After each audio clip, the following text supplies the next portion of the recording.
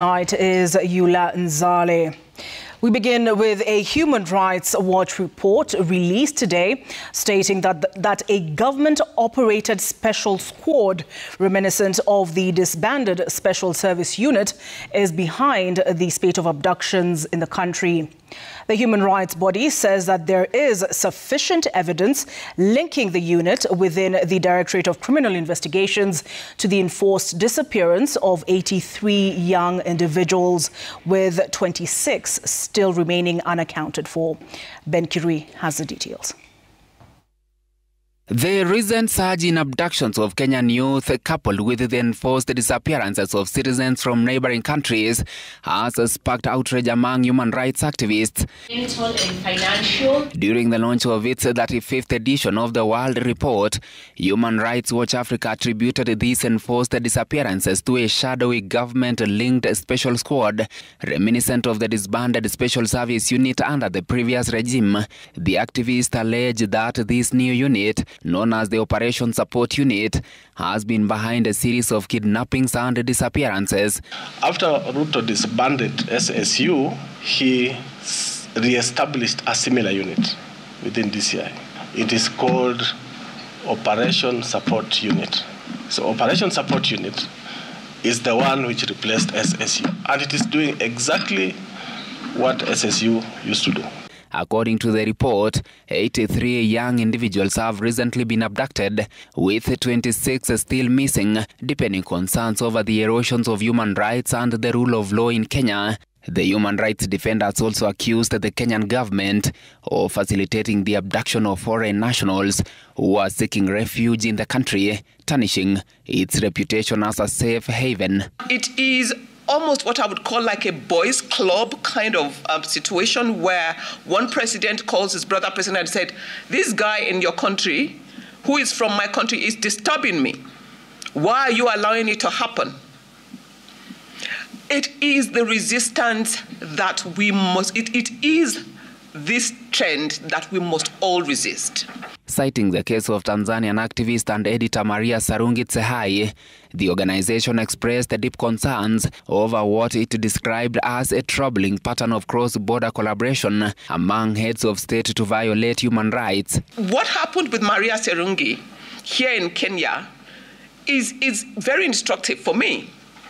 The fact that she was able to get the message out very quickly that an abduction had happened was critical. Activists further pointed to the cases of Ugandan opposition figure Kizza Besigye and the forced expulsion of Turkish nationals in November last year, accusing Kenya of leading the notorious list of countries complicit in human rights violations. People who are persecuted, people who are fleeing conflict, who are fleeing repression, who are fleeing situations that are unpalatable in their countries must have a place of refuge. There must be a safe haven somewhere in this world. Kenya used to be that place. It used to be like a lighthouse. Muturi, Citizen TV, Nairobi. Members of the National Assembly have demanded the resignation of Public Service Cabinet Secretary Justin Muturi, whom they accuse of inciting Kenyans against the government. The legislators have threatened an impeachment motion against the CS for accusing the Director General of the National Intelligence Service, Nuruddin Haji, of being the abductor-in-chief.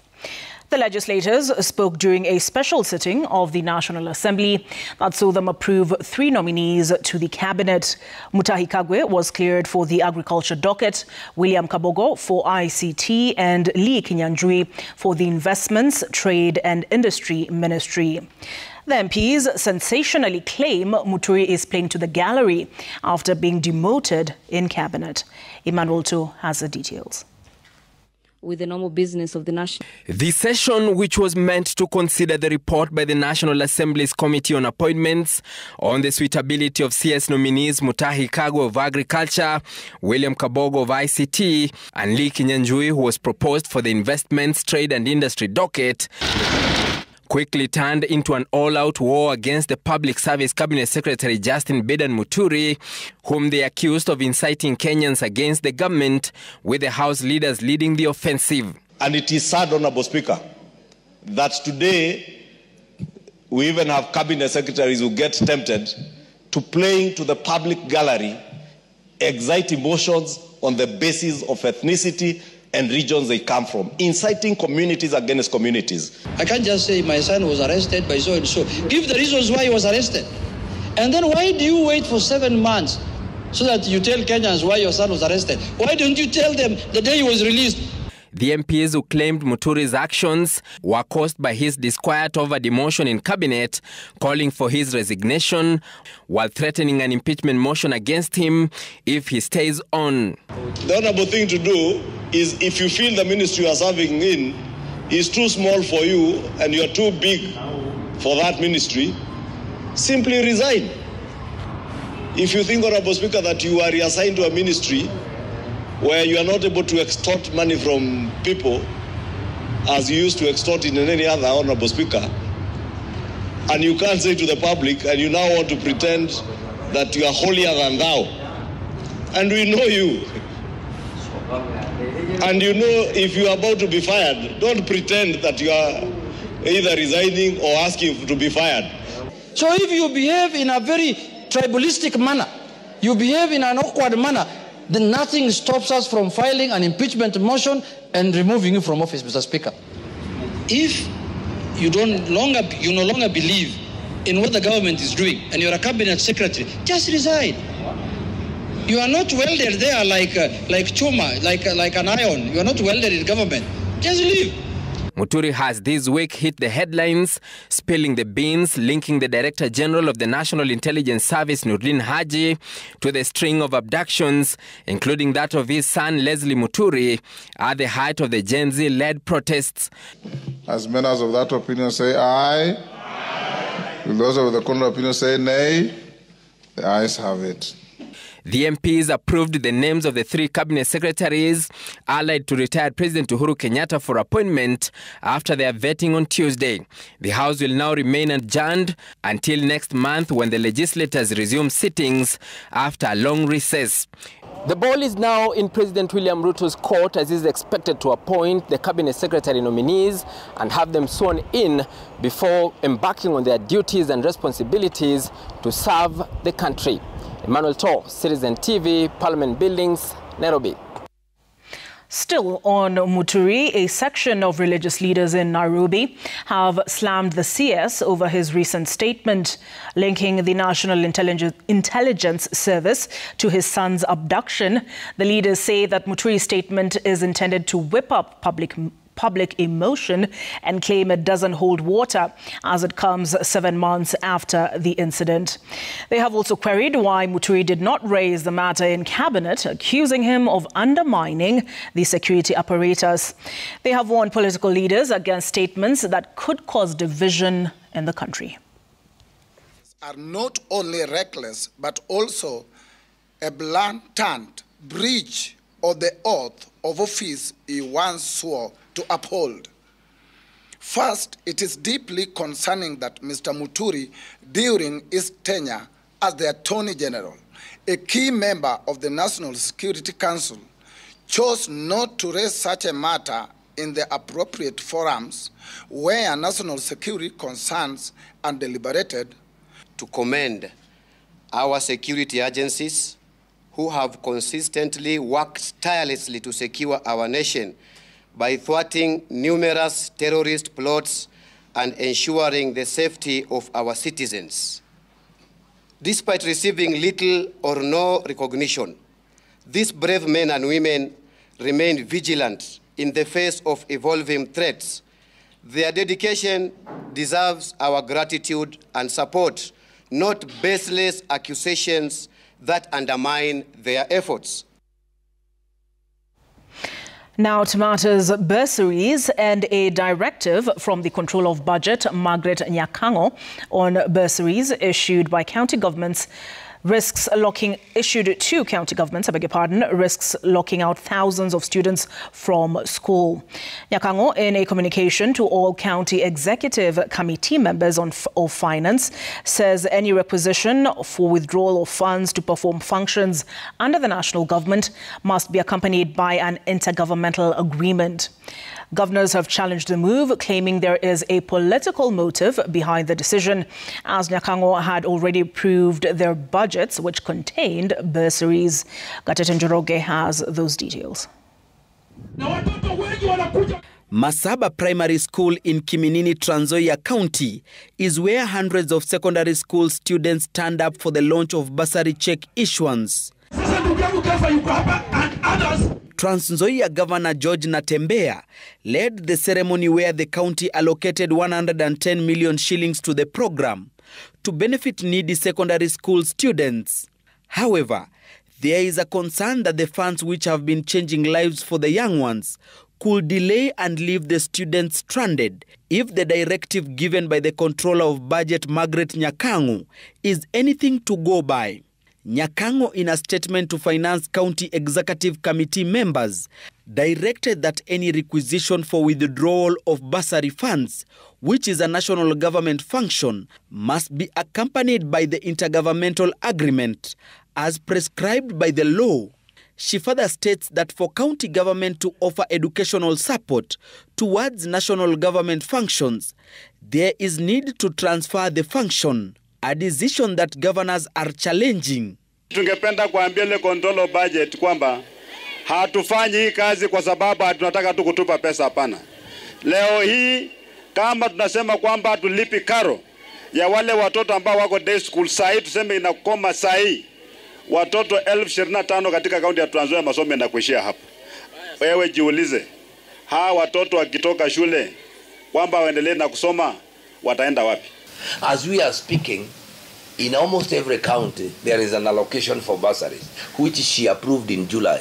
So, what is this that has suddenly come up after she has approved budgets, and she now requires that the Nyeri as a county sits with the national government to sign participatory agreements? The governors who read mischief in the directive want a meeting with the Controller of Budget to iron out the issues at hand. ODM governors, in a statement, have called on Nyakango to reconsider the directive and to apply equitable measures that uphold the constitutional rights and responsibilities of both levels of government. Bila elimu mimi ningekuwa labda nachoma makao huko nje. Kwa hivyo watu wasilete siasa kwa masuala ya elimu. Nyeri as a county has 180 students who are getting fully paid fees by the county. Are you telling us we discontinue their learning? The Intergovernmental Relations Committee, which has welcomed the decision of the Controller of Budget, is urging counties to engage the national government to avoid a situation where students will suffer. We urge counties to enter intergovernmental partnership agreements with the national government, as it has been the trend in other functions that have been transferred. Governors should not give bursaries or MCs. The bursaries should be consolidated at the ministry, and that money is remitted to schools. It is the principals who know who are needy students. IGTRC has also called for an education sector forum where stakeholders can deliberate on the matter and where they disagree table the same to the summit. Gatete Njoroge, Citizen TV. The Kenya Union of Post-Primary Education Teachers has given the Ministry of Education a 7-day ultimatum to release capitation, failure to which they will ask all principals to close schools. According to KUPPET, school principals are struggling to run schools with dwindling funds. As you'll hear now from Emily Chebet, the union is also calling on the government to rethink the domiciling of grade 9 learners in primary school, saying useful resources are lying idle in high schools with no Form 1s admitted this year. 2 weeks into the 2025 school calendar, the Kenya Union of Post-Primary Education Teachers has raised an alarm over a looming crisis in secondary schools. The crisis stems from a cash crunch caused by delays in disbursement of capitation. The union is accusing the Ministry of Education of making false promises about timely funding. Many schools are already faced serious financial challenges, including payment of suppliers, school contractors, workers, and the student accommodation. So the teachers are, the principals are shouldering the burden of debt in schools. Yet the government is always pronouncing itself how learners will find money in the school's account. The union is accusing Ministry of sabotaging education, saying that in addition to delays in the first-term funds, the government is yet to clear debts owed to schools for nearly 7 years, a situation that they say is giving head teachers a headache, with schools grinding to a halt and most programs and essential school activities affected by lack of funds. The balance that is left for the last year is about 7,000 out of the 22,000. So the government has got, we call them pending what? Bills for the learners. Ranging from 2018, 64 billion has not been disbursed. The Post-Primary Education Union is now giving the government a 7-day ultimatum, warning that they will withdraw all their services from schools if in a week's time schools have not received money. KUPPET has also questioned the government's insistence to host grade 9 learners in primary schools, yet there is a wastage of resources in high school, including extra classrooms that were constructed during the late Professor Magoha's tenure and qualified teachers, owing to the fact that no Form 1s were admitted this year. Classrooms in high schools have been left empty. The teachers have been left idle, the most qualified teachers, and particularly those who are in sciences. Things like laboratories have nobody now to use. Sports equipment. KUPPET has also taken a swipe at the government's pronouncement that primary school teachers with degrees will be promoted to teach in junior secondary schools, questioning why the ministry has failed to promote high school teachers with masters and PhDs. They have also welcomed the move to consolidate bursaries at the national level, saying it will reduce wastage and misappropriation of funds, where elected leaders are giving bursaries for political gain and not necessarily to needy students. Emily Chebet, Citizen TV, Nairobi. You'll want to move closer for this next report. A school in Kirinyaga is on the verge of closure over lack of students. The Muganda Mixed High School has only 1 student enrolled with 8 teachers at its service. Brenda Wanga reports on the unique challenge that the school faces. Apart from the cracked walls on the gate, this school would pass for any other rural secondary school in the country. Muganda High School has all the amenities that would be expected of a school, from classroom, staff room, administration block, and ample open spaces. But Muganda isn't your average school, and here's why. The enrollment in this school is in single digits. Only 1 Form 2 student shows up for school every day. At his service are 8 teachers seconded to the school by the TSC.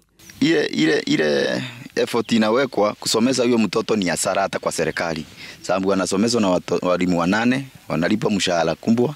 The school was established in the late 80s and had a good run for decades, with enrollment numbers hitting the 200 mark at the peak of its life. Na ilikuwa na manufaa sana kwa wazazi wa area, kwa sababu hata wale watu walikuwa wakipeleka vitu vyao kwa shule walikuwa na nufaika sana. Sasa tungetaka serikali isaidie irudi kama zamani. Hii shule ilikuwa inaendelea vizuri sana, hata mimi mwenyewe nilikuwa napata kazi mdogo hapa, hata kuleta kuni, kuleta mboga, maana mimi ni mkulima. But the numbers of students at the school started dwindling when financing secondary school education became difficult for the parents following the withdrawal of the support of the local leaders then. Hawakuwa nalipa kitu, wazazi walikuwa attracted kuleta watoto wao hapa kwa hii shule, walikuwa nasoma bure. Na hiyo ilikuwa ina benefit wazazi sana, ndio maana wakakuwa na hiyo interest ya kuleta watoto huku shule. The TSC failed in their duty. That school stayed for more than 1 year without a principal. As a result, kids transferred to other schools, and by the time they were bringing a principal, It was a little bit a bit too late. Now, it is down to just one solo young man who keeps the school open, at least for now. The community says it is seeking to resolve this unique problem. Some people feel that we should call everyone at home. Maybe hata kama ni msichana alipata mtoto anarudi kwa hiyo shule, ama mtu alikuwa amefukuza shule arudi kwa hiyo shule, so that we try to move with it. There are others who are of the opinion that we should transfer that one kid to another school, then we transfer the teachers to our schools within Kirinyaga Central, which do not have TSC teachers. Then we can convert it to a TVET, or we can even convert it to a teachers training college. Ningeomba hao wanafunzi ambao wanachomoka moja moja waweze kurudi. Ingelikuwa kama kungelikuwa na uwezekano serikali iwahudumie kidogo, ingekuwa kidogo afadhali. For now, the school remains open and the single student enjoys the undivided attention of all of 8 teachers. Brenda Wanga, Citizen TV, Nairobi. Roslyn Adhiambo Odede, who served as the chairperson of the Kenya National Commission on Human Rights, has been eulogized as a passionate human rights advocate and a distinguished legal professional who has left an indelible mark in championing for access to justice for the vulnerable in society. During her memorial service, leaders and her colleagues called for an end to the worrying spate of abductions to honor her rich legacy. Roslyn died after a short battle with cancer on the 4th of January 2025. Safin Achieng-Uma reports. A solemn service held in honor of Roslyn Adhiambo Odede, who until her death early this month was the chairperson of the Kenya National Human Rights Commission.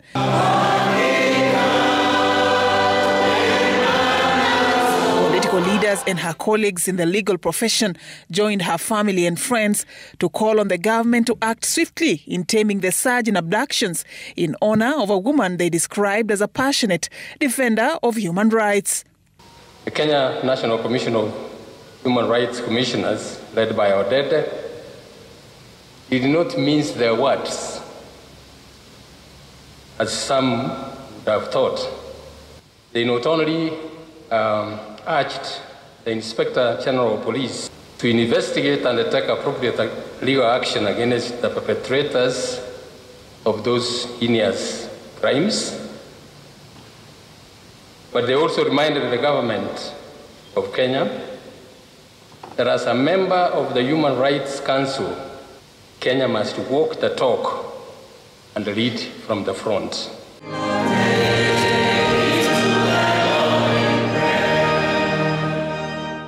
Roslyn's career in the legal profession spans 3 decades, where she served in various capacities in the legal associations, including Law Society of Kenya and FIDA, before she was appointed to chair the human rights watchdog KNHCR in 2022.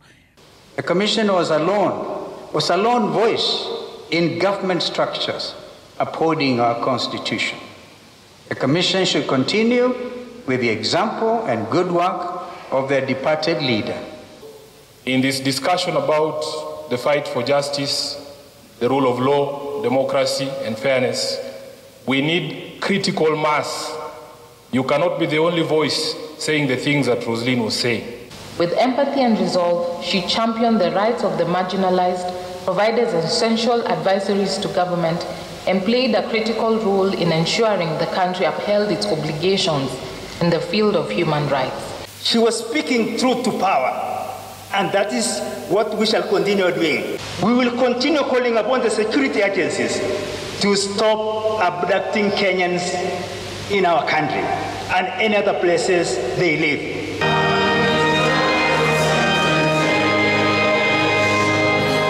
Roslyn died on 3rd of January 2025 after a short battle with cancer.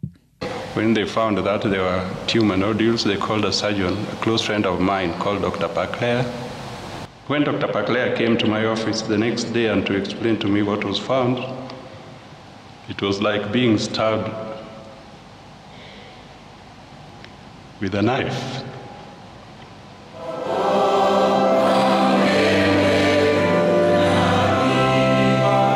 Will be laid to rest at a rural home in Uyoma, Siaya County on Saturday, the 18th of January, 2025.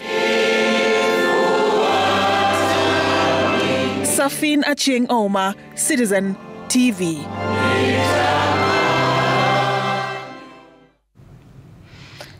The Judicial Service Commission now says it is ready to start the process of handling petitions for the removal of judges, including Chief Justice Martha Koome and the Supreme Court justices, before handing the recommendations to President William Ruto. JSC Vice Chair Isaac Ruto says the JSC will look into the complaints raised against Koome and the judges of the Apex Court and consider the allegations on merit before making a decision. And as Stephen Leto reports, Chief Justice Koome, who recused herself from the JSC proceedings today, has gone on record as stating that she is in the Supreme Court to stay. The petition by lawyer Nelson Harvey seeking the removal of all judges of the Supreme Court and the Chief Justice has gained momentum, with the Judicial Service Commission holding a meeting today to kickstart the process. The petition by Nelson Harvey that was filed on 10th of January 2025 wants Chief Justice Martha Koome out of office alongside Deputy Chief Justice Philomena Mbete Mwilu and Supreme Court Judges Mohamed Ibrahim, Dr. Smokin Wanjala, Lady Justice Njoki Ndungu, Isaac Lenaula and William Ouko. The JSC acknowledges receipt of a petition dated 10th January 2025 filed by Mr. Nelson Harvey against the following judges of the Supreme Court of Kenya. Honorable Lady Justice Martha Koome. The petitioner alleges that the Apex Court judges should be asked grounds of gross misconduct and misbehavior. The complaints filed will be dealt with in accordance with the processes and procedures developed and in compliance with the rule of law and Fair Administrative Action Act. The JSC reaffirmed its unwavering commitment to its constitutional mandate to protect the independence of the judiciary while holding the judiciary accountable. The Judicial Service Commission says it will stick to its mandate of upholding the rule of law and taking the judiciary to account to ensure high standards of judicial accountability. The JSC believes in equality before the law and assures all Kenyans that in discharging its mandate, it shall always act independently without fear, favor, or prejudice. Chief Justice Martha Koome has since dismissed the petition, saying that she will not yield to intimidation from those telling her to vacate office. You asked me whether I would resign. I would also ask you, why would I resign? I have a tenure. I was appointed to serve for a tenure, and you have not given me reasons why you would want me to resign. Should it find merit in the Nelson Harvey petition, JSC will then recommend to the President to form a tribunal for their removal from office.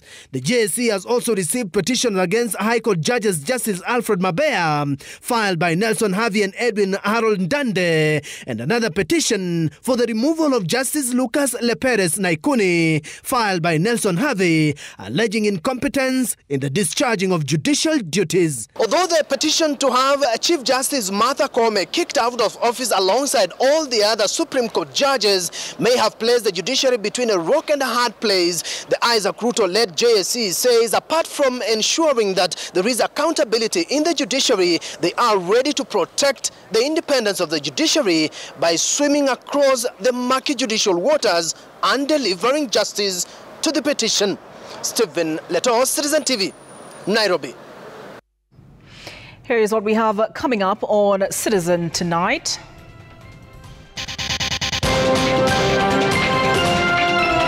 Sahii mimi nabaki tu na ng'ombe mbili na walikuwa ng'ombe 10. Sasa hiyo kidonda kama umegusa kidogo ng'ombe inaruka juu kama hiyo kitu inamwaza. Fear grips residents of Nyando in Kisumu County following an outbreak of livestock disease that has killed several animals.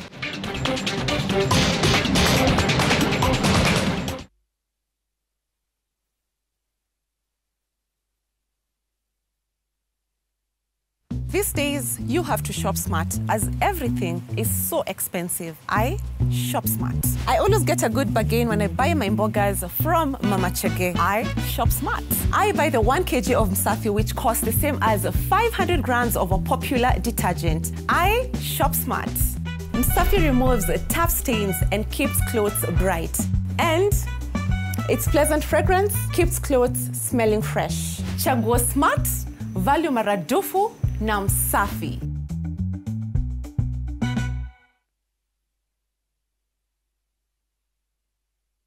Welcome to Sensei Institute of Technology, your gateway to hands-on technical skills, from mechanics and electronics to construction, ICT and more. Our ever-growing facilities reflect our unwavering commitment to building a better tomorrow for you. With immersive practical training and top-tier equipment, we ensure real-world readiness and a secure future. Sensei, the home of great practical skills. Join us today. Explore the Holy Land this Easter na View Travel. Embark on a 6-day Jordan adventure. Celebrate Easter Sunday Mass at Jesus Baptism Site, Mount Nebo, where Moses saw the Promised Land. Explore ancient Petra, tour Amman City and the City of Mosaics, and stargaze in Wadi Ram's enchanting night sky. All these and more starting from $1,490 per person sharing. Book now and lipa pole pole. Visit viewtravel.com or call and WhatsApp 0703 254 254. View Travel. Dream, explore, discover. Great yummy taste gotta hack it. I spread bread pate nguvu gotta pack it. Napaka nyweki design ya mokoro. Blue Panda, Juni natural cocoa. 5 vitamins una grow plus ni tam na ni One by one tuna flow with the energy. Dance to the beat, feel the adrenaline. Vibes ni polite. Step into the motion. Tuna hack snack na ki blue band choco for your growth.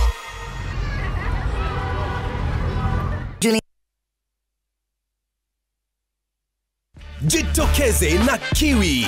Buy a Kiwi limited edition tin and stand a chance to win your share of 3 million in cash, school fees, shopping vouchers and other amazing prizes. Simply dial *459 *5#, enter the code under the lead and stand a chance to win. Step up and shine. A little more than 50 years ago, a group of cooperators came together to plant a seed. From these strong roots, and with God's blessings, that seed today is a strong, big tree. The Cooperative Bank has grown to serve not only the needs of the cooperative movement, but also by helping unlock new opportunities. The Kingdom Bank enables the growth and prosperity of a rich diversity of Kenyans across our great nation and beyond. Through innovative products, harnessing new technologies, and by striving to meet and exceed the needs of our customers in a fast-changing world. And even though we now serve more than just the cooperative movement, we take a lot of pride in our roots. We are the Cooperative Bank. We are you. Irrespective of size, each business has potential risks that can wipe it out. Insurance companies today provide combined business insurance covers to suit your business type. Learn more at understandinsurance.co.ke.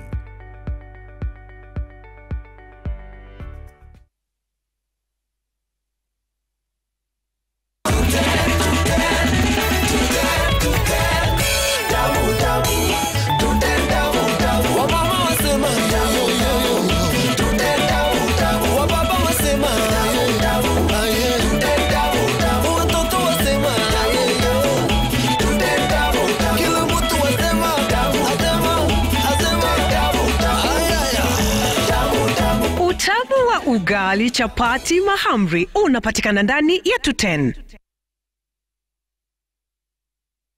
Happy New Year to all members of the following esteemed SACCOs: Kona Sacco, Mahasibu Sacco, Kimisito Sacco, United Winners Sacco, and Dimke Sacco. Start the year in style with your dream car. Dial *70*4# and let Maridadi Motors help you import top models like Prado TX, Mitsubishi Outlander, Land Cruiser V8, double cabs, and more at unbeatable prices with financing from your trusted SACCO. Enjoy a preloaded fuel card worth 100,000 shillings for SUVs or 50,000 shillings for other cars. Offer valid till 31st of January. Call 0709 888 555 Maridadi Motors, the home of great SUVs.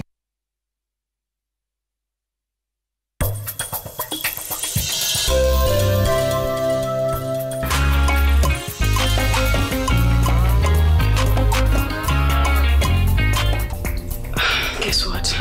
I mean, I do everything kutusu. What? Yeah, like everything.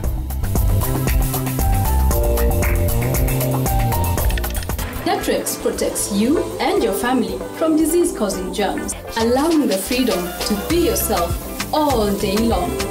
Endorsed by Kenya Progressive Nurse Association. Bidhaa bora kutoka Pwani Oil Limited.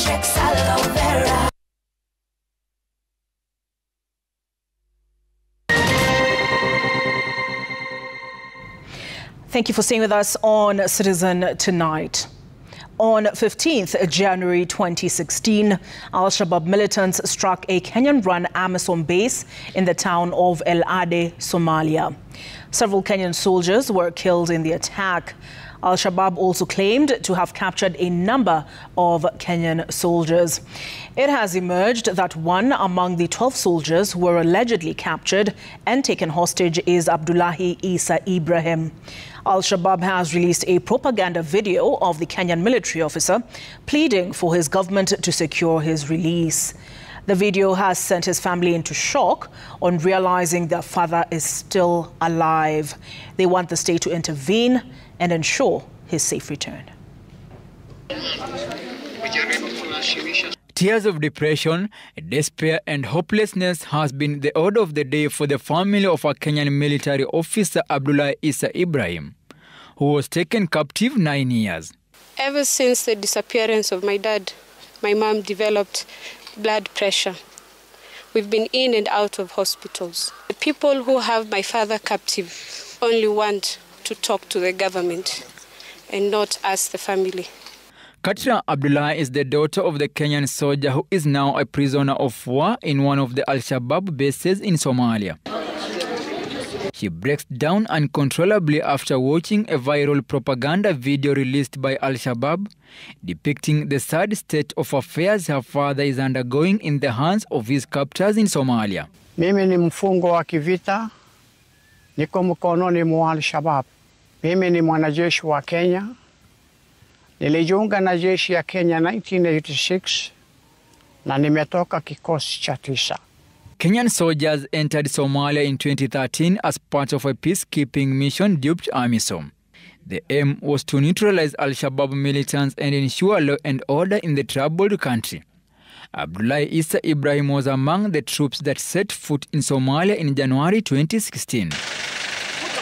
2 weeks later, terror struck. Al-Shabaab militants launched a military massacre on El Ade, a military base run by Kenyan soldiers under AMISOM. Several Kenyan soldiers were killed and others taken hostage. Abdullah has never been seen after the attack. Baada ya hayo kutendeka, tulikuwa tunatarajia kwamba serikali ya Kenya na wananchi wa Kenya watajitokeza kutushughulikia ili kuturudisha nyumbani tuungane na jamii zetu. We are asking as the family, the 10 years of torture is enough. We need him back home so I can be able to give my father breakfast, lunch, and perhaps get him a doctor. We do not know if he's okay, mentally, physically, emotional. 9 years later, without his family nor the state having heard from Abdullah Isa Ibrahim, an inquiry was formed, and from the findings of the report dated 18th October 2019, it was presumed the officer was dead. Surprisingly, he is alive, and this has left his family more confused.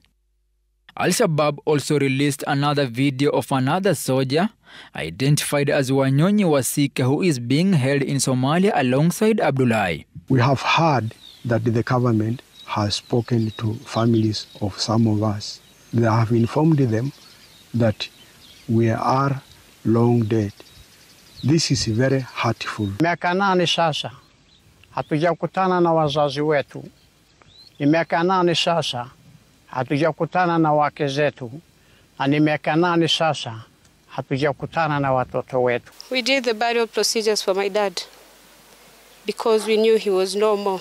Katra Abdullah explains how the family received a signal that their father was alive. I received a call from a strange number in Somalia. Person said, "Do you know who I am?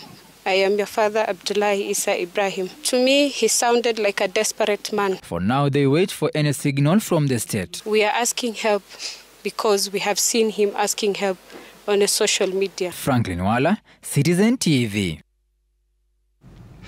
In relation to that, the Kenya Defence Forces Strategic Communication Office has released a statement, and it reads that whilst the authenticity of the video clips has yet to be verified, efforts to confirm the status and whereabouts of the soldiers that were unaccounted for have been ongoing. Due process for administration of personnel declared missing continues to be adhered to and implemented in support of the affected families. We remain tirelessly committed to pursuing all available leads and safe means to determine whether they may still be held captive by terrorist gangs. You can find and rewatch that story by Franklin Wala on the Citizen TV Kenya YouTube channel.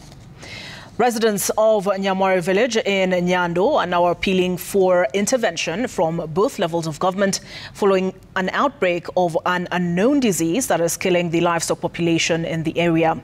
The disease, which manifests as lumps on the skin and causes death within weeks, is reported to have started in November and has affected herds of cattle. Laura Otieno reports on the plight of livestock keepers who are slowly losing their mainstay.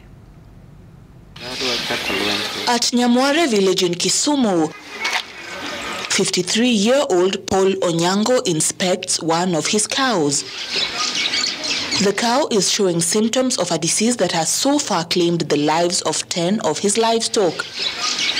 What begins as lumps on the skin of the animals develop into sores and has been cited as the main cause of the dwindling livestock population across Nyamware village. Ng'ombe alikuwa na rafu kwa milini. Bado sijapata dawa. Na ng'ombe anaendelea kukufa.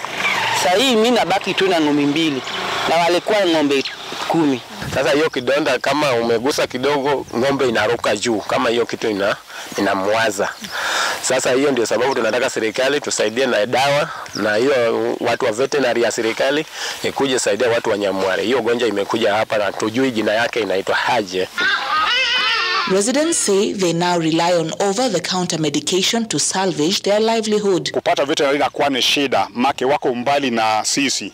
Na unapoenda kwa ofisi wanakuambia hawana petroli, pengine unaenda kuambia niko na pikipiki sina petroli, lazima ujitolee uweke petroli. Sasa sijui kama kana kwamba serikali wameweka pikipiki kwa veterinary ama gari na waweke petroli. Kondoo ikilia naelewa. Ng'ombe ikilia naelewa anasema nini. Hata kuku ikisema kut hiyo yote naelewa. Sasa nikiona kuku wanalalamika ninajaribu kuwasimamia kama activist yao. Kisumu CEC for Agriculture Kenneth Onyango says a team has been dispatched to investigate the cause of the disease. With agriculture being among the top government's agenda in ensuring self-sustenance, residents of Nyamware are now calling on both levels of government to ensure the contracting of more veterinary officers in order to improve the state of agriculture, especially within the smallest units. Laura Otieno, Citizen TV, Kisumu. Deputy President Kithure Kindiki has hit out at critics of government who are politicizing ongoing development projects for political mileage ahead of the 2027 general election. Addressing residents at Nduluku and Kikima markets in Makueni County after inspection of the ongoing construction works for the 56-kilometer Kikima-Nduluku road, Kindiki put on notice contractors who were dragging their feet and delaying completion of critical infrastructural development projects. The Deputy President also disclosed that the government had secured funds to connect 1 million new households to electricity and raised the number of connections from up to 10 million from 9 million in September of 2022 when the Kenya Kwanza administration took over. Hakuna sehemu inapaswa kuwabaki nyuma, kwa sababu mwananchi wa Kenya mahali alipo ako na haki ya kupata huduma ya serikali. Mimi nawaomba tuendelee kukaa kwa umoja, tuheshimiane. Hii mambo mengine ya siasa tutafanya siasa wakati ikifika, na mambo ya demokrasia sio mambo ya uadui, sio mambo ya vita, ni mambo ya kawaida. Mwananchi anajichagulia kiongozi, mwenye anachaguliwa anashukuru Mungu, mwenye anakosa anashukuru Mungu, anangojea siku nyingine Mungu atamjalia apate siku nyingine. Kweli si kweli? Ni hivyo ama sio hivyo? Ama mungetaka tuvurugane? Tuharibu nchi yetu kwa vita na mambo ya kupigiana kelele? We have one country. Mungu alitupatia nchi ya Kenya sisi zote, na hakuna mtu aliandika barua kuzaliwa kama Mkenya. Kwa hivyo sisi tunajitahidi na hakuna sehemu ya Kenya itabaki nyuma. Grief has engulfed the village of Kavaida in Nandi County after a young woman was killed in a horrifying manner at her parents' home. Winnie Akusuha was stabbed to death by a man identified as her lover, who also took his own life by drinking poison and later slit his throat. This as the body of a woman who had gone missing in Nyeri was found in a well. Willie Lusige has more. In an incident that has left many speechless in Kavaida village, Nandi County, the man identified as Hanid Juma, aged 32, followed his wife Winnie Akusa, aged 30, to her parents' home and carried out the murder a week after they had separated while living in the Ndonyo area of Nairobi. What has shocked many here is how he carefully planned on how he will kill his wife, starting with the clothes that he will need, a knife, 5 packets of poison and a torch. In this plan that he left behind, he also explained how he will travel from Nairobi to the village and carry out the murder exactly at 7 p.m. and then plan to drink the poison before taking his own life by slashing his throat. He followed it as planned. Nilisikia nduru kwa jikoni. Nduru nyingi. Mtoto wangu akilia akisema mimi nimekufa, na nikastuka. Kwani nini mbaya? Hatukumuona, tulistukia tu sasa ako jikoni anapiga tu msichana. Anamdunga visu. Miles away in Kianjwe village Mkurueini in Nyeri County, the body believed to be that of a 26-year-old woman and a mother of 4 was retrieved from a well. It is said that Jen Wanjiru went missing on New Year's Eve. That night, she was seen with her husband Patrick Waweru, who was later arrested in connection with her disappearance, but was released due to lack of evidence. Hata kuna wakati alikuwa mshapa, hata akafugiwa huyu suspect, na akafugiwa. Akapewa probation akatoka. Hao walikuwa wanapigana, anatoroka, anakuja na hivyo. Ndio tunatoa na tukaona ilikuwa imewekwa kwa ngunia na ni mwili ya mtu. Kwa sababu hiyo mwili imeharibika sana. Hatuwezi kusema ni ya nani mpaka tufanye DNA. Willie Lusige, Citizen TV. A devastating fire that broke out at the University of Nairobi main campus on Wednesday night has caused damage running into millions of shillings. The fire caused significant damage to the Mahatma Gandhi wing, reportedly starting on the 2nd floor before spreading to other floors. While no injuries were reported, property of unknown value was destroyed. Fire experts are investigating the cause of the fire.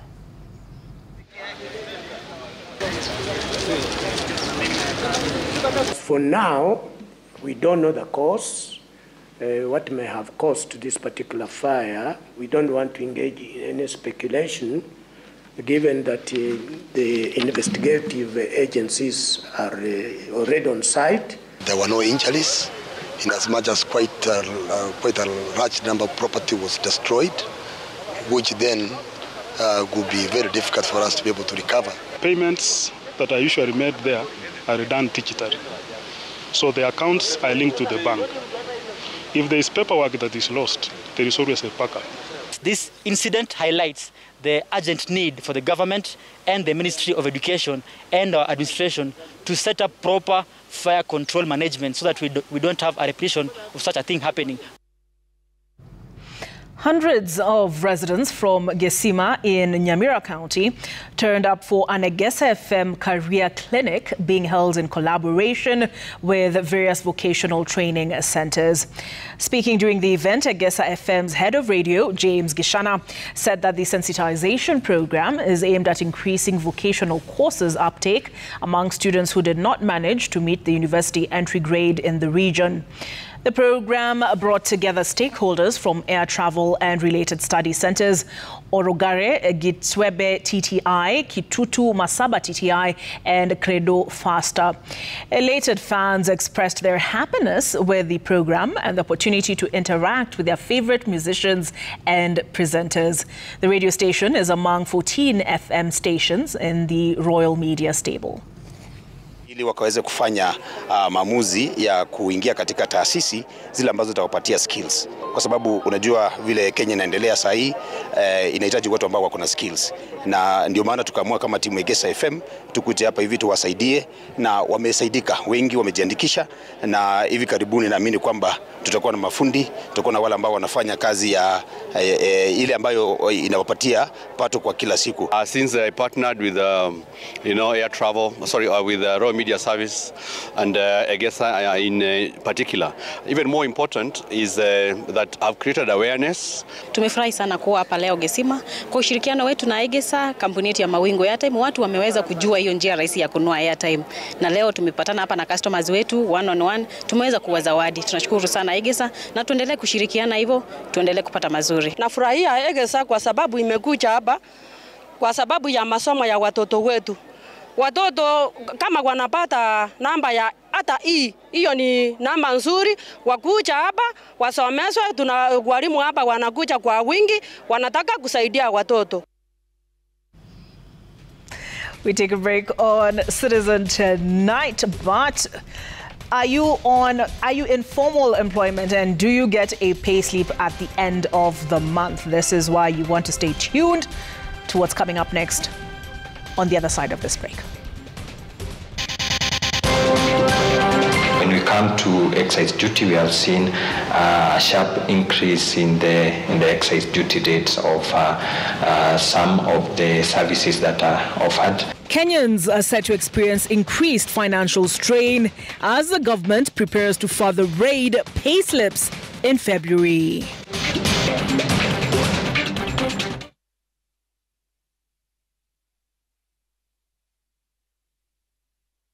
Royal Credit Limited, the majority shareholder of Direct Line, advises holders and prospective holders of motor vehicle insurance policies that any insurance covers issued by Direct Line Assurance Company are invalid. This is due to the illegal alteration of the company's CR12, imposing on Direct Line illegal shareholders and directors who are now running the company. Royal Credit Limited cannot guarantee payment of any claims by Direct Line, as sections 23, 71 and 166 of the Insurance Act have been contravened. Under the prevailing circumstances, Royal Credit Limited cautions against any purchase of insurance policy from Direct Line.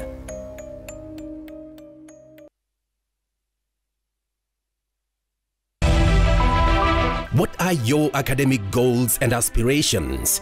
Mount Kenya University is here to enable you achieve your goals. I'll be taking you through this introductory part. You can study online through our electronic learning. We also assure you of timely completion of your studies, as well as give you a wide range of academic programs to choose from.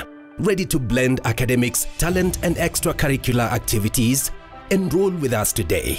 Mount Kenya University, unlocking infinite possibilities.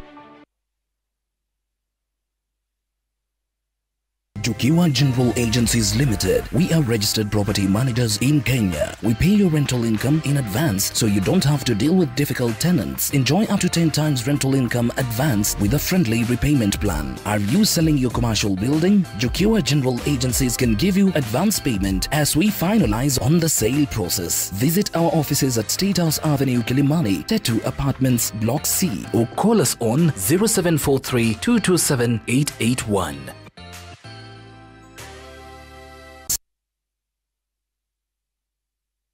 Ready to kickstart your study or career in Germany? At East African Study in Germany, we offer partially funded nursing and hospitality apprenticeship programs, agriculture internships, and low tuition fee bachelor's and master's programs. With over 20 years of experience bridging East African and German education systems, we ensure 100% guaranteed placements. Thinking Germany, think East Africans study in Germany.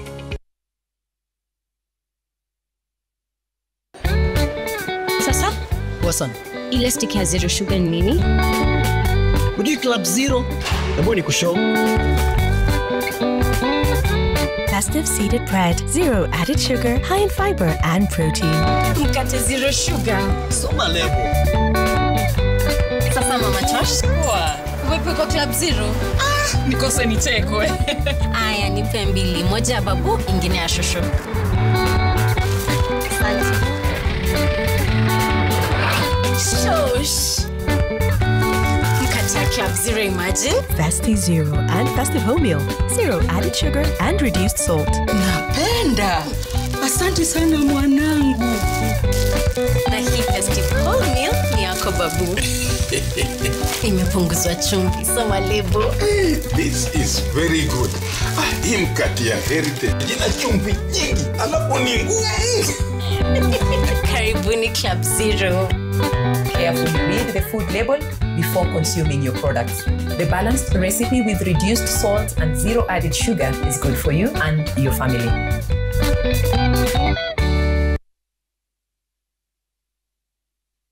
Looking to graduate in record time? Kabrak University is your ultimate destination for academic excellence. With very affordable quality education, we are rolling out new programs to equip you with cutting-edge 21st century skills such as AI and data science. We run 7 schools: business and economics, education, medicine, pharmacy, music and media, science, engineering and technology, and law, offering industry-relevant, problem-solving courses from certificate to postgraduate levels, attracting students from around the globe. Kabrak University, education in biblical perspective.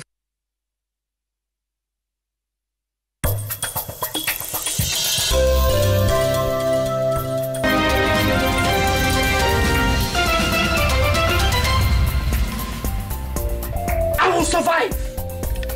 I will surprise you. What are you talking about?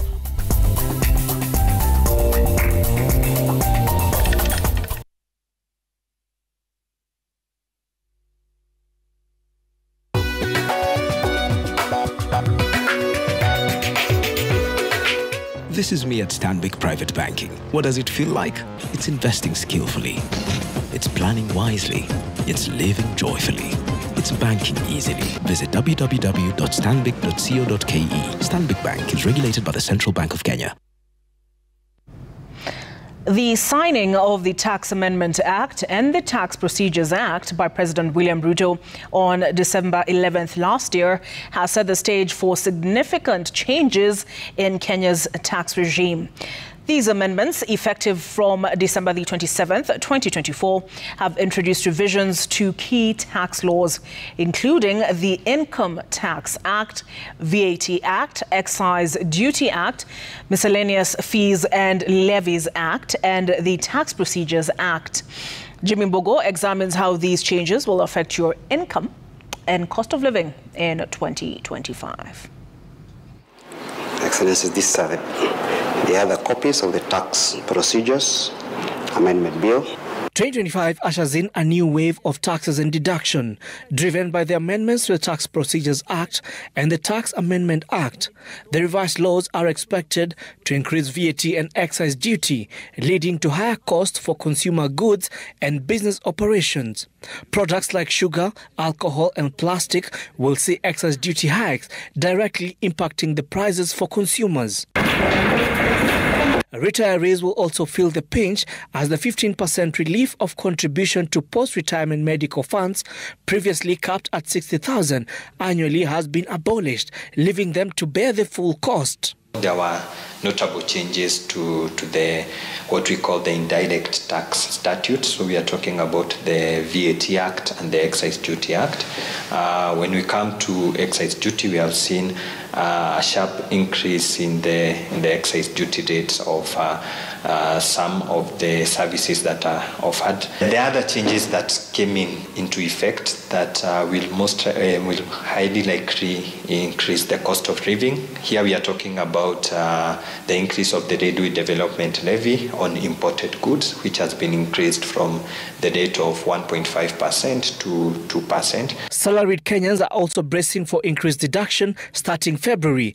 The National Social Security Fund contribution will double from the current 2,160 shillings to 4,320 shillings, following the provisions of the NSSF Act of 2013. In 2023, the contributions were at Kenya shillings 1,080.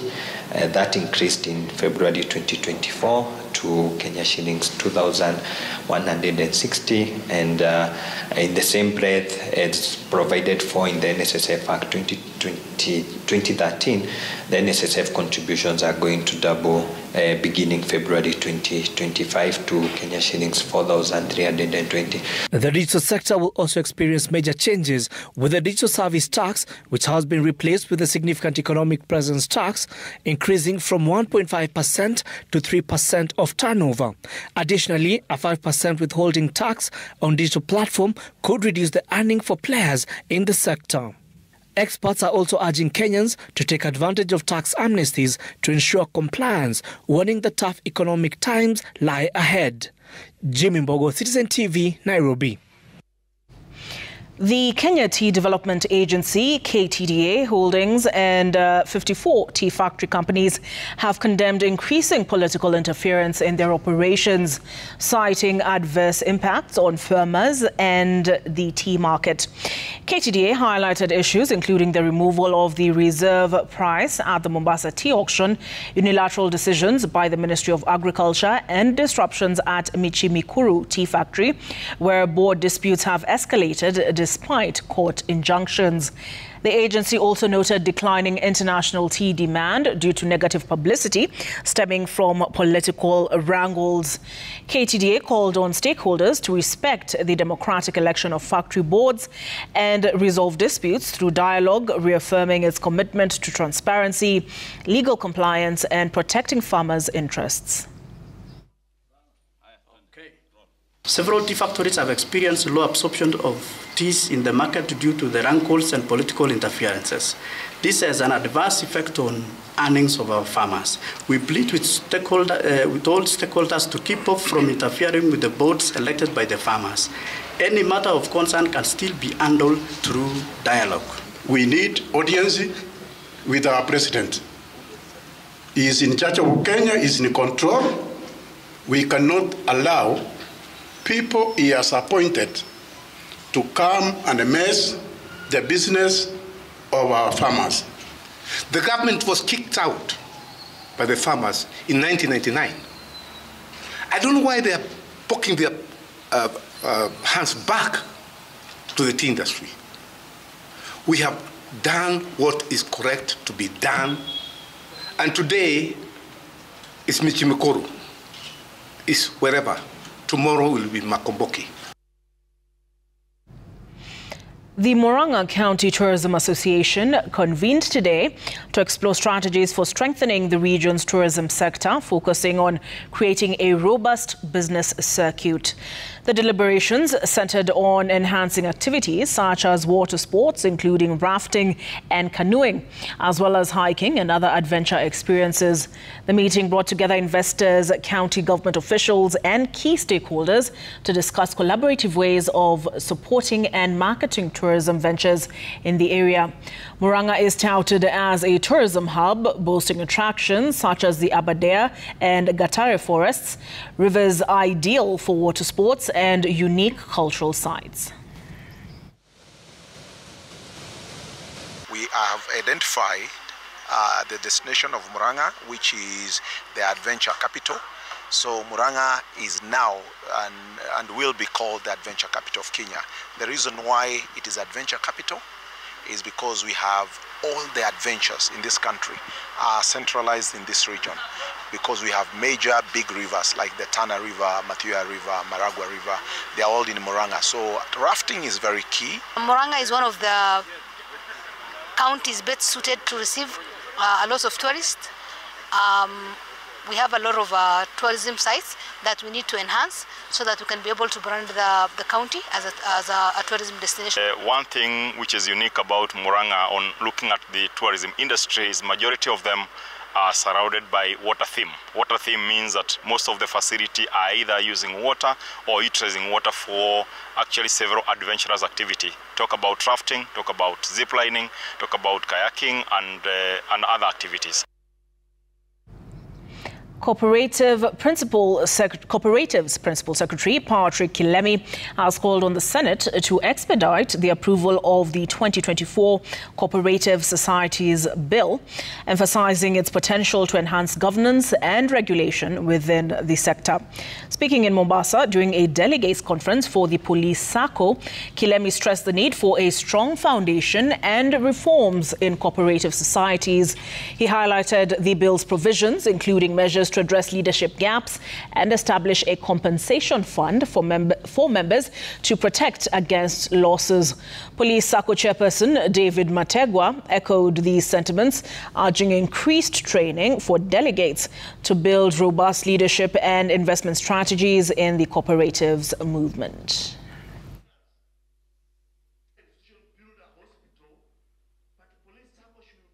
We are training them to make sure that they can make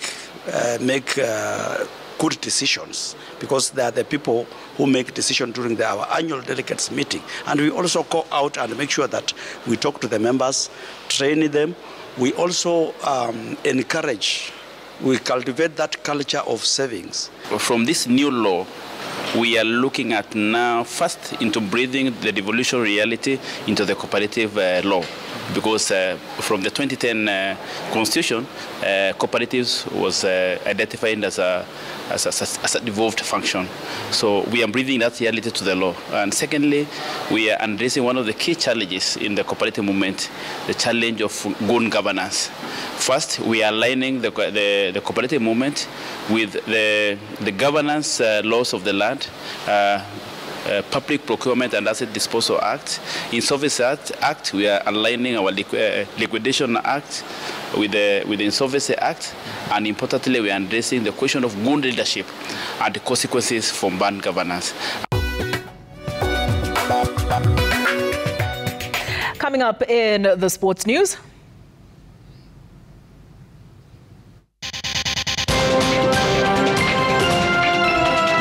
Harambee Star.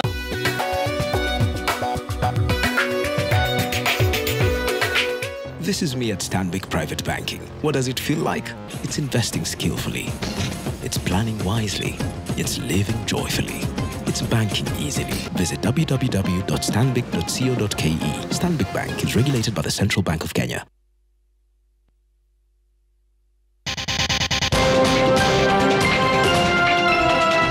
Harambee Stars land tricky opponents in the Chan competition and will face two former champions in the August football bonanza to be held in Uganda, Tanzania, and Kenya.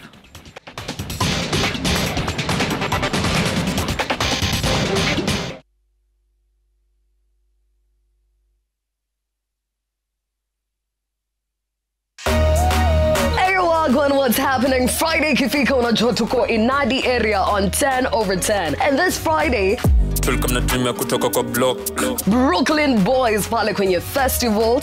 Ndombo game visha drill 254 tunachafua scene. We have Chess and Amuna on Up and 10 pale kwenye influencer court Baby Girl na Siaku. Alafu tumalizie kwenye head to head with Karina Palmer and MJ. Keep it locked. #10/10 on X at official 10/10 on Instagram. Wadau, tumeanguka na bei. Mali bado ni safi. Watu wa Chrome, Triple S na Ken Extra. Budget sasa imeshuka kuruka na sherehe sasa itabamba mbaya. Au sio? Najua nyama hiyo inaonekana laini, lakini pengine si hivyo wakati unakiungulia. Unakumbuka kilichofanyika wakati uliopita? Unajijaribu mwenyewe. Nilijaribu kukujali. Acha tuone umbali utakaofika. Unaona sasa kiungulia kinakupelekaje? Ona sasa, kinakuchoma. Usiugue katika hali yoyote. Ino inafanya kazi haraka kuondoa dalili 6 za kiungulia. You do know you said all of that out loud, right? Maumivu yakizidi, pata ushauri wa daktari. Spending too much time in cleaning with too many products? Presenting new Aco All-Purpose Cleaner. Using Aco takes just 3 easy steps. Aco All-Purpose Cleaner is effective around any surface.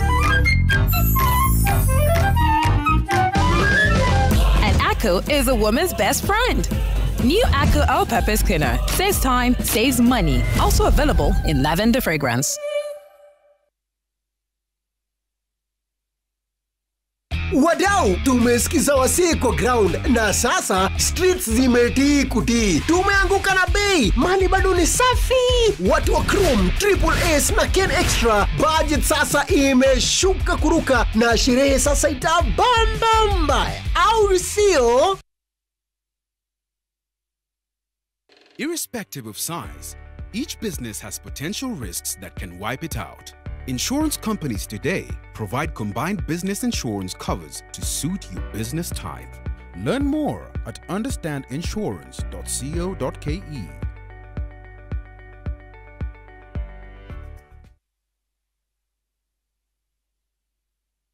Are you a KCSE graduate with a mean grade of C+ or higher? Dreaming of earning a bachelor's degree at a prestigious German universities with low tuition fees? Explore exciting programs like business, economics, mechatronics engineering, IT, robotics, and more. East African Study in Germany is here to guide you through the application and transition process seamlessly.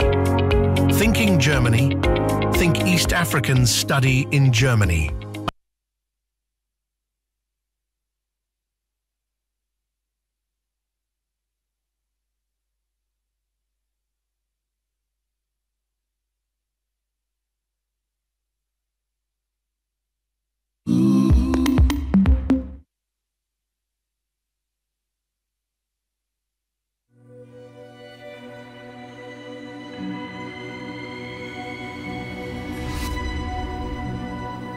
People come to me and they say they get discomfort when they have ice cream. Can you imagine that? Avoiding having cold ice cream. Sensodyne gives you long-lasting protections against sensitivity. And people come in and they're like, oh, it works. I can have ice cream and I'm not in any discomfort. I recommend Sensodyne because it works. It's brilliant.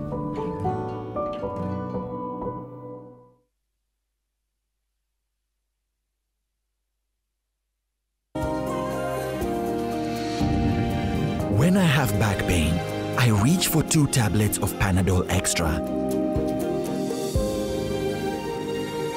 It's boosted by caffeine for fast relief of strong pain, like headache, toothache, and muscle pain. And I am finally released from pain and ready to be there for those who need me. Try Panadol Extra for fast and effective relief from strong pain.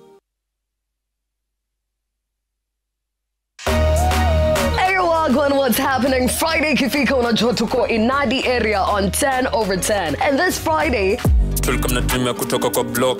Brooklyn Boys pale kwenye festival. Ndombogi imevisha drill 254 tunachafua scene. We have Chess and Amuna on Up and 10 pale kwenye influencer court Baby Girl Nasia Cool. Alafu tumalizie kwenye head to head with Karina Palmer and MJ. Keep it locked. #10/10 on X at official 10/10 on Instagram. Wadau, tumeanguka na bei. Mali bado ni safi. Watu wa Chrome, Triple S na Ken Extra. Budget sasa imeshuka kuruka na sherehe sasa itabamba mbaya. Au sio?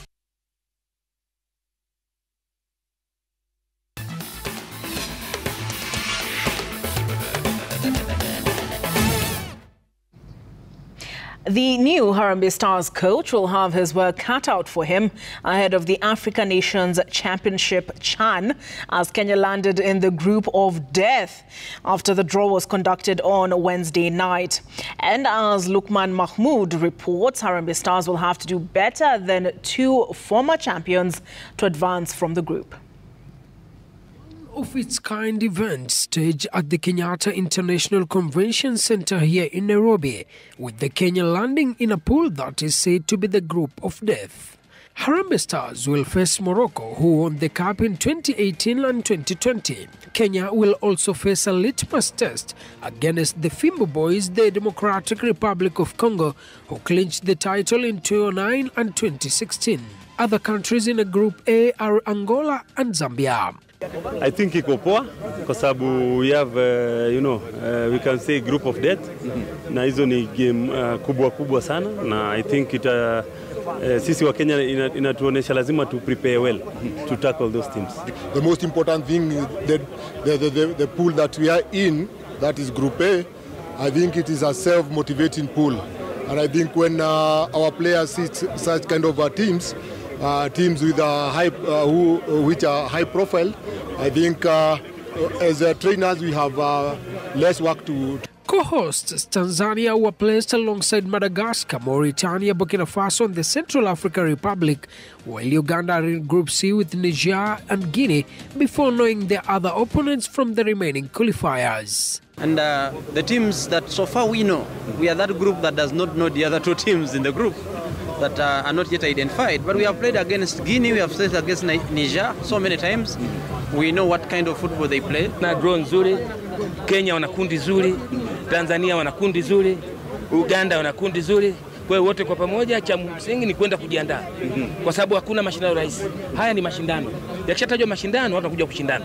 Sports Cabinet Secretary Salim Mvuria has insisted that the government will not relent on finalizing the required infrastructure to avoid a last-minute rush. We are not postponing anything in terms of the infrastructure development and also in terms of our preparation, not just for CHAN, but also for AFCON. You remember we are also doing the Talanta Stadium, which is part of what we will be doing for AFCON.